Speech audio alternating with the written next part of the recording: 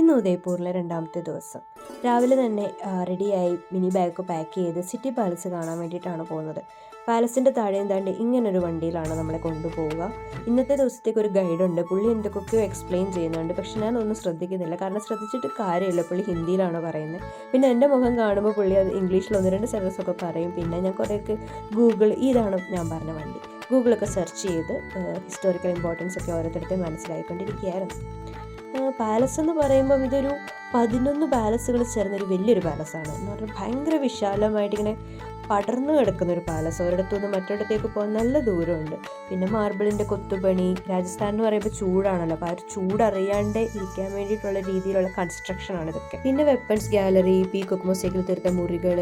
എനിക്ക് സത്യം പറഞ്ഞാൽ ഇതിനെപ്പറ്റി ഒന്നും ആധികാരികമായി പറയാൻ അറിയില്ല കേട്ടോ. ഞാനിങ്ങനെ ഇതെല്ലാം കണ്ടിങ്ങനെ ആസ്വദിച്ച് നടന്നതേ ഉണ്ടായിരുന്നുള്ളൂ. പിന്നെ ഈ നാരോ പാത്തുകൾ, ഇഷ്ടംപോലെ ചെറിയ നാരോ പാത്തുകളുണ്ട്. എനിക്ക് തോന്നി ശത്രു രാജ്യത്തിൽ നിന്ന് ആക്രമണം വരുമ്പോൾ രക്ഷപ്പെടാൻ വേണ്ടിയിട്ടൊക്കെയുള്ളതാണെന്ന് തോന്നുന്നു. പിന്നെ രഹസ്യമുറികൾ. അപ്പം ഞാനിതൊക്കെ കണ്ടിങ്ങനെ ഓരോ തൂണിലും മാർബിളിലൊക്കെ ഇങ്ങനെ പിടിച്ചിരുന്നിട്ട് നിങ്ങൾക്കൊക്കെ എന്തോരം കഥകൾ പറയാനുണ്ടായിരിക്കും, എന്തൊക്കെ വിറ്റ്നസ് ചെയ്തിട്ടുണ്ടായിരിക്കും. അപ്പോൾ അന്നത്തെ കാലമൊക്കെ ഇങ്ങനെ ആലോചിച്ച് ഞാനിങ്ങനെ ആസ്വദിച്ച് നടന്നു. ഞാൻ കുറേ കൂടി ഒരു കാട് മല നേച്ചർ പേഴ്സൺ ആണെന്ന് തോന്നുന്നു. ഇങ്ങനെ ഇതൊക്കെ ഇഷ്ടമാണ്, ഈ പാലസുകളും കൊത്തുപണികളും. നമ്മുടെ ഈ തഞ്ചാവൂരും തിരുവിതാംകൂറൊക്കെ അമ്പലങ്ങൾ, കൊത്തുപണികൾ ഒക്കെ എനിക്ക് ഭയങ്കര ഇഷ്ടമാണ്. പക്ഷേ കുറച്ചും കൂടി ഒരു കാട് പേഴ്സൺ ആണെന്ന് എനിക്ക് തോന്നുന്നു. നെക്സ്റ്റ് പോയത് ലേക്ക് പിച്ചോലയിലേക്കാണ്. അപ്പം പോകുന്ന വഴിക്ക് ഞങ്ങൾ നല്ലൊരു ബസ് താലി കഴിച്ചു. ഞങ്ങളുടെ കൂടെയുള്ള ഒരു ആൻറ്റിയുടെ റെക്കമെൻഡേഷൻ ആയിരുന്നു. അപ്പം സൂപ്പർ ഫുഡായിരുന്നു. പിന്നെ അവിടെ കുറേ നേരം ഇങ്ങനെ ശാന്തമായി ഇങ്ങനെ ലേക്കൊക്കെ കണ്ടിരുന്നു.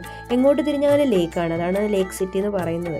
പിന്നെ ഒരു ബോട്ട് റൈഡിന് പോയി. എല്ലാവരും ഇങ്ങനെ ഫോട്ടോസൊക്കെ എടുത്തിരുന്നു. ഞാനിങ്ങനെ ഒരു വീഡിയോ എടുത്തിട്ട് ഇതൊക്കെ കണ്ട് ആസ്വദിച്ചിരുന്നു.